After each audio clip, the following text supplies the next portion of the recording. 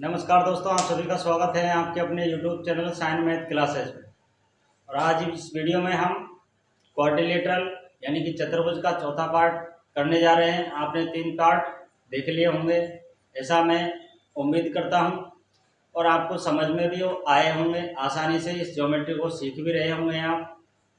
तो दोस्तों, आज ये ज्योमेट्री का यानी क्वाड्रिलेटरल का ये चौथा क्लास है। अगर आपको आज की क्लास पसंद आए तो चैनल को सब्सक्राइब जरूर कीजिए और बेल आइकन के साथ उसको ऑल नोटिफिकेशन पर सेट कर लीजिए। इससे आपका कोई खर्चा नहीं लगेगा, आपको कोई पैसा थोड़ी लग रहा है सब्सक्राइब करने में। हाँ, एक फायदा आपको जरूर मिलेगा कि अगर आप सब्सक्राइब करते हो, बेल आइकन दबाते हो, उसका मतलब है कि हम कभी भी वीडियो अपलोड करते हैं तो उसका आपको तुरंत नोटिफिकेशन जाएगा और आपको पता चलेगा कि वीडियो डल चुकी है, तो आप उसको देख सकते हैं आसानी से। आपके पास नोटिफिकेशन चले जाएगा। अगर आप बेल आइकन नहीं दबाते हो तो आपके पास नोटिफिकेशन नहीं जाएगा, आपको लगेगा कि वीडियो अभी तक डली नहीं है और वीडियो डल चुकी होती है। इसलिए आपको घंटी का बटन जरूर दबाना है। तो आइए पार्ट नंबर 4 को करते हैं, और इस क्लास में मैं चतुर्भुज से संबंधित सभी बातों को समाप्त करते हैं और फिर हम समलंब चतुर्भुज के बारे में पढ़ेंगे। अभी हम 3 और चौथे पार्ट में किसकी चर्चा कर रहे हैं? सम चतुर्भुज की और समानांतर चतुर्भुज की। इसके अलावा हमने समलंब चतुर्भुज भी और पढ़ा है, लेकिन अभी तक हमने उसके बारे में कोई चर्चा नहीं की है। उसका हम आपसे पहले कह देते हैं, पहले कह दिया है हमने आपसे कि हम उसकी स्पेशल क्लास लेंगे, उसकी, क्योंकि वो समलंब चतुर्भुज अलग है, ना तो सम चतुर्भुज में आता है और ना समानांतर चतुर्भुज में आता है। ठीक है ना? तो चलिए, एक सम चतुर्भुज की एक भुजा और एक विकर्ण क्रम से 5 और 8 मीटर हैं। एक भुजा और एक विकर्ण 8 मीटर है, तो चतुर्भुज का क्षेत्रफल पूछा है कि चतुर्भुज का क्षेत्रफल क्या है। तो बिल्कुल निकालेंगे। देखिए चतुर्भुज कैसा है। ये चतुर्भुज है, मान लेते हैं ये चतुर्भुज है, मान लेते हैं क्या ये चतुर्भुज है, सम चतुर्भुज है। इसका मतलब इसकी एक भुजा अगर इसने 5 दी है तो ये सभी भुजा इसमें 5-5 की होंगे। इतना तो आपको सभी को पता है कि सम चतुर्भुज में प्रत्येक साइड बराबर होती है। तो चलिए, अब एक विकर्ण इसमें दिया है तो 8 दिया है, तो मान लेते हैं ये विकर्ण है इसमें 8। ये विकर्ण कितना है? तो ये विकर्ण इसमें दिया है 8, और ये विकर्ण कितना है तो इसका हमको अभी पता नहीं है कि ये कितने का विकर्ण है। ये 8 का है तो ये 4 इधर है और ये 4 इधर है, और ये आपको निकालना है क्या? चतुर्भुज का क्षेत्रफल। तो सबसे पहले क्षेत्रफल निकालने के लिए आपको इस विकर्ण को भी तो पता करना चाहिए कि ये विकर्ण कितने का है, जब तो आप सम चतुर्भुज के क्षेत्रफल में 1/2 इंटू d1 इंटू d2 लगाएंगे, तो आपको ये विकर्ण पता होना चाहिए। तो देखिए कैसे पता करेंगे। ये समकोण त्रिभुज, अगर समकोण चतुर्भुज है, सॉरी त्रिभुज तो है नहीं, चतुर्भुज है, तो ये प्रत्येक यहाँ बिंदु है, ये जो मेन बिंदु है इसका मध्य बिंदु, ये 90 डिग्री पर बनेगा। अगर ये सम चतुर्भुज है तो 90 डिग्री पर बनेगा। आपको पता है, इस त्रिभुज को देखिए ध्यान से, इसको मैं बाहर निकाल देता हूँ। देखिए ऐसे त्रिभुज है, अगर ये 5 का है और इसका तो पता नहीं है, इसका पता है कि ये 4 का है, और यहाँ पर है 90 डिग्री का कोण। तो 90 डिग्री के सामने का कोण क्या होता है? तो कर्ण होता है, और ये आधार हो सकता है, ये लंब हो सकता है, क्योंकि थीटा के ऊपर निर्भर करता है कि अगर थीटा यहाँ पर है तो ये लंब है, थीटा यहाँ पर है तो ये लंब है। क्लियर ना? तो आपको ये निकालना है। कर्ण आपको दिया हुआ है और लंब भी आपको दिया हुआ है। आधार आप निकालिए या लंब निकालिए, कोई दिक्कत नहीं है, आप आधार भी कह सकते हो उसको, और लंब ये मान लीजिए। तो क्या इसका नियम क्या है कि कर्ण का स्क्वायर क्या होता है कि कर्ण का स्क्वायर बराबर आधार स्क्वायर और प्लस लंब स्क्वायर, ये होता है। कर्ण कितना है? 5 का स्क्वायर 25, आधार है इसमें 4 का स्क्वायर 16, और लंब कितना है? तो लंब कुछ नहीं है, यही तो आपको निकालना है। तो 25, 16 को इधर लाएंगे तो माइनस में आ जाएगा, इधर से स्क्वायर हटाएंगे तो इधर रूट चला जाएगा, उधर लंब रह जाएगा। 25 में से 16 को घटाएंगे आएगा 9, लंब आएगा कितना? रूट में 9, 9 का वर्गमूल होता है 3, तो लंब कितना आ गया? तो 3 आ गया इसमें लंब। यानी ये जो लंब है ये 3 है, ये जो आकृति दिख रहे हैं आप, ये जो लाइन से दिख रही है ये 3 है।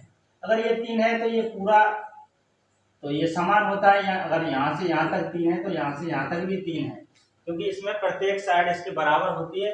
समचतुर्भुज में तो यहाँ से यहाँ तक 4 था, तो यहाँ से यहाँ तक भी 4 है, यहाँ से यहाँ तक 3 है, तो यहाँ से यहाँ तक भी 3 है। अब आप चतुर्भुज का क्षेत्रफल निकाल सकते हैं। कैसे? क्षेत्रफल के लिए कौन सा फॉर्मूला है? 1/2 इंटू D1 इंटू D2।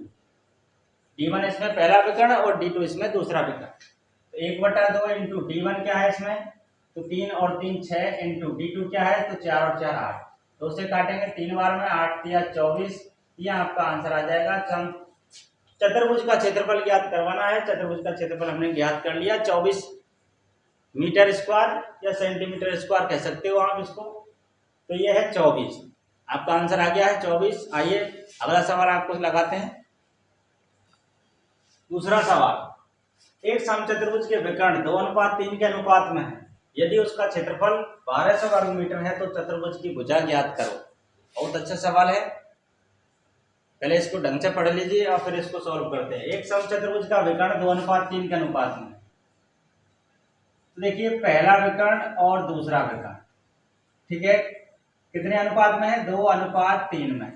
तो आप इसमें x लगा दीजिए, अपने मन से ही लगा दीजिए, क्योंकि x लगाने पर कोई परिवर्तन नहीं आता है, क्योंकि x से x कट जाएगा। आप अनुपात को बटा लिख सकते हो, ऐसे 2/3x, तो x से ये x कट गया, इसका मतलब ये भी अभी भी 2/3 है, यानी x लगाने से कोई मान में परिवर्तन नहीं होगा। यदि उसका क्षेत्रफल 1200 वर्ग मीटर है तो चतुर्भुज की भुजा ज्ञात कीजिए। किसका क्षेत्रफल है? ये तो समचतुर्भुज का। तो समचतुर्भुज का क्षेत्रफल क्या है? समचतुर्भुज का क्षेत्रफल है 1/2 इंटू D1 इंटू D2। यह है समचतुर्भुज का क्षेत्रफल। तो लगाइए समचतुर्भुज का क्षेत्रफल 1/2 इंटू D1 है इसमें 2x और इंटू D2 है इसमें 3x। समचतुर्भुज का क्षेत्रफल यह है, और क्षेत्रफल कितना दिया है? तो 1200। बराबर कीजिए, क्षेत्रफल को तो बराबर करेंगे, 2 से इसको काटेंगे, 2 से तो कट जाएगा, x बचेगा, x का गणा 3x से करेंगे, 3x स्क्वायर बराबर है 1200। 3 से उड़ाएंगे तो ये 400 बार में उड़ जाएगा, स्क्वायर हटाएंगे तो इधर रूट चढ़ेगा। 400 का वर्गमूल होता है 30। कितना होता है भाई? 20 होता है 400 का वर्गमूल। तो 20 गुना 40 पहला विकर्ण, 20 या 60 ये हुआ दूसरा विकर्ण। 20 है ना x का मान, तो x गुना x यहाँ पर गुणा में है, तो 20 गुना 40 और 20 या 60। पहला विकर्ण क्या है समचतुर्भुज में? ये समचतुर्भुज है, ये लीजिए पहला विकर्ण ऐसे बड़ा वाला विकर्ण तो 60 है, और छोटा वाला विकर्ण कितना है? तो 40 है। तो 20 इधर है छोटा और 20 इधर है, 30 इधर है बड़ा, 30 इधर है, इसलिए तो ये दोनों 60, ये 30 का और 30 का 60 का है, तो ये 20 का 20 का 40 का है। अब इसमें क्या पूछा है कि चतुर्भुज की भुजा ज्ञात करो। ये भुजा आपको बतानी है। अगर ये समचतुर्भुज है तो इसका प्रत्येक कोण 90 डिग्री पर होगा। ये यहाँ मिलान बिंदु 90 डिग्री पर होगा। तो 90 इस त्रिभुज को देखिए, जो अभी हमने थोड़ी देर पहले सवाल किया है ना, ऐसे देखिए, ये जो त्रिभुज है ना, इसको देखिए, तो ये कोण कितने, ये भुजा कितने की है? तो ये 30 की है। ये कितने की है? कितने की है? तो ये 20 की है।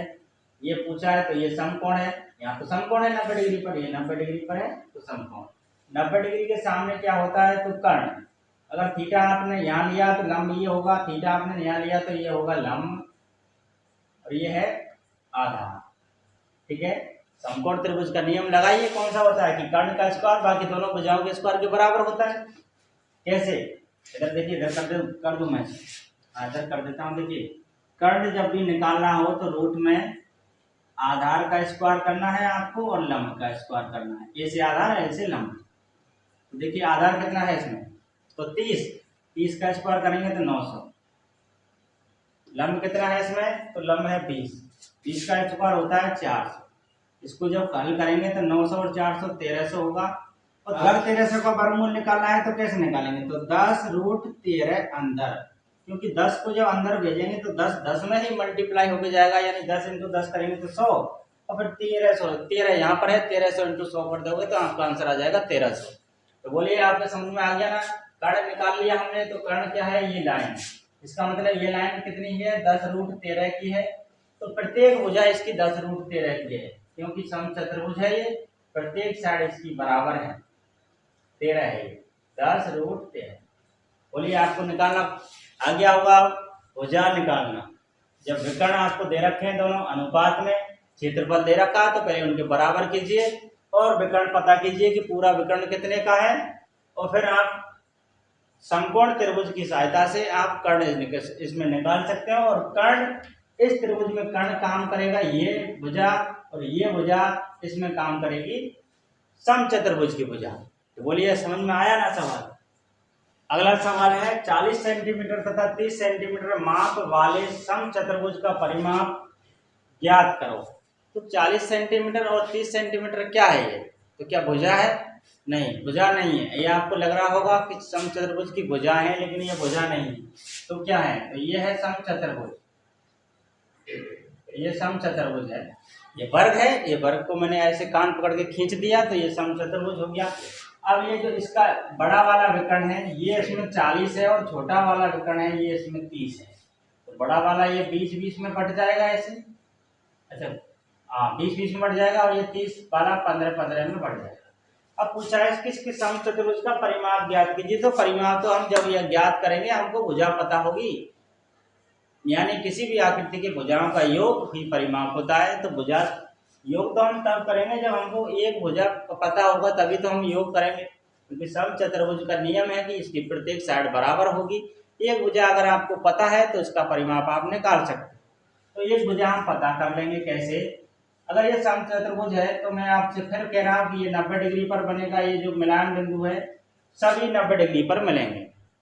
तो 90 डिग्री के सामने होता है कर्ण और आधार, या तो आप इधर इसको लीजिए या इसको लीजिए। ऐसे ही चित्र है जैसे मैंने अभी बताया था थोड़ी देर पहले, ऐसे चित्र है। ये डिब्बा मैंने बाहर निकाल लिया, तो ये कर्ण है, ये समकोण है, और ये 20 है, और ये 15 है।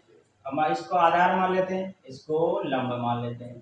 तो कर्ण का नियम क्या है? समकोण त्रिभुज का नियम क्या है कि कर्ण का अगर कर्ण निकालना है और इसमें कर्ण क्या है तो भुजा काम करेगी। एक भुजा आपको पता चलेगी। तो 20 का स्क्वायर कीजिए 400, 15 का स्क्वायर 225, इनको जोड़ेंगे तो आ जाएगा 625। 625 का वर्गमूल होता है 25। एक भुजा क्या है इसकी 25। पूछा क्या है इसमें? कर्ण क्या है 25, तो ये भी 25, ये 25, तो ये 25, ये 25 और ये 25, चारों भुजा इसकी 25 है। पूछा है कि समचतुर्भुज का परिमाप बताओ। एक भुजा 25 है तो इसमें 4 भुजा होती है समचतुर्भुज में, तो 25 तो का 100। 100 क्या है? परिमाप। परिमाप है इसका 100 सेंटीमीटर। क्लियर? बोलिए समझ में आया कि नहीं आया? आ गया होगा समझ में। चलिए तो सब्सक्राइब कीजिए चैनल को और लाइक कीजिए, कमेंट कीजिए। आइए हम जब तक अगले सवाल को कर देते हैं। तो आइए प्रश्न नंबर 4। एक समचतुर्भुज का परिमाप 40 सेंटीमीटर है और एक कोण का मान 60 डिग्री है, तो उसका क्षेत्रफल बताना है। बहुत अच्छा सवाल है। ऐसा सवाल हमने पहले कभी किया नहीं है, यानी 4 वीडियो अपलोड हो चुकी है। चारों वीडियो में से एक भी वीडियो में ऐसा सवाल आपको देखने को नहीं मिलेगा, इसलिए मैं इस सवाल को यहाँ पर लेके आया हूँ। देखिए एक समचतुर्भुज का परिमाप 40 सेंटीमीटर है और एक कोण का मान 60 डिग्री है, तो उसका क्षेत्रफल बताना है। जब कोण दे दे सवाल में और क्षेत्रफल पूछ ले तो कैसे करना है? देखिए ये समचतुर्भुज है, आपको मैं स्पष्ट बताऊंगा बिल्कुल। ये समचतुर्भुज है। अगर परिमाप 40 सेंटीमीटर है तो इसकी प्रत्येक भुजा 10 की होगी। ये 10 है और ये 10 है, ये भी 10 है और ये भी 10 है, तभी तो आप इनको जोड़ेंगे तो परिमाप 40 आएगा, बिल्कुल 40 आएगा। और एक कोण का मान 60 डिग्री है। चलिए इसको ही मान लेते हैं कि ये 60 डिग्री है। आप देखिए, आप पहले ए बी सी और डी इसका नाम दे दिए। तो आपको इधर देखना है कि यहाँ से जो मैंने ये लाइन खींची, आप इस त्रिभुज को देखिए। ये त्रिभुज जितना होगा उतना ही ये त्रिभुज होगा, क्योंकि ये समचतुर्भुज है। क्लियर ना? ये जितना त्रिभुज होगा उतना ही ये त्रिभुज होगा।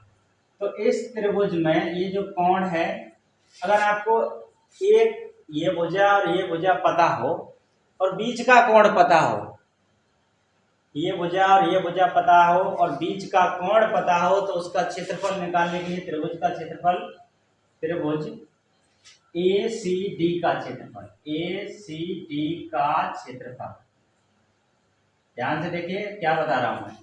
अगर दो भुजा पता हो और बीच का कोण पता हो तो उसके क्षेत्रफल के लिए हम यूज करते हैं कि 1/2 इंटू ये पहली भुजा 10 और ये फिर दूसरी भुजा 10 इंटू आपको लिखना है ये 60 डिग्री साइन में मिला है, साइन 60। अगर 45 डिग्री होता है तो साइन 45 डिग्री। ऐसे देखिए दोबारा सुनिए, दो लगातार भुजा पता हो, ये पता है, ये पता है, बीच का कोण पता है, तो आपको फॉर्मूला ये याद रखना है कि 1/2 पहली भुजा फिर दूसरी भुजा और जो कोण दे रखा है उसको साइन में मिला के रख दीजिए, यानी साइन 60 डिग्री। तो इस त्रिभुज का क्षेत्रफल आपको पता चल जाएगा। तो 2 से काटेंगे 5 बार में, 10 पंजे 50 इंटू साइन 60 का मान कितना होता है तो √3/2। त्रिकोणमिति आपने पढ़ी है तो आपको पता होगा, अगर नहीं पढ़ी है तो आप चैनल पर जाइए, वहाँ पर आपको त्रिकोणमिति देखने को मिल जाएगी और साइन 60 का मान आपको भी वहाँ पर देखने को मिलेगा कि साइन 60 का मान क्या होता है। तो 2 से इसको काटेंगे 25 बार में, यानी 25√3 ये आया क्षेत्रफल। क्या क्षेत्रफल है तो ये यहाँ से लेकर यहाँ तक क्षेत्रफल है। अगर आपको पूरे चतुर्भुज का क्षेत्रफल इसमें निकालना है तो कैसे निकालेंगे, चतुर्भुज का क्षेत्रफल, पूरे चतुर्भुज का क्षेत्रफल कैसे निकालेंगे, का क्षेत्रफल। अगर ये त्रिभुज का क्षेत्रफल है तो सेम त्रिभुज तो ऐसा ये है, तो इसका मतलब ये जितना है इतना ही ये है। तो 25√3 में आप 2 से गुणा कर दीजिए, 25 इंटू 2√3, 25 गुना 50√3 आपका आंसर हो जाएगा। ये इस सवाल का आंसर है कि चतुर्भुज का क्षेत्रफल क्या है, तो 50√3 इसका क्षेत्रफल है। दोस्तों उम्मीद करता हूँ आपको सवाल समझ में आए होंगे। अगर समझ में आए हों तो इस चैनल को सब्सक्राइब जरूर करना और कमेंट भी करना, लाइक तो करना ही है, और इस दोस्तों के साथ वीडियो को भी भेजिए ताकि सभी इस वीडियो को देख पाएँ और इस ज्योमेट्री को और भी आसान बनाएं। चलिए फिर आपके साथ मिलते हैं अगली वीडियो में, तब तक के लिए thank you, best of luck.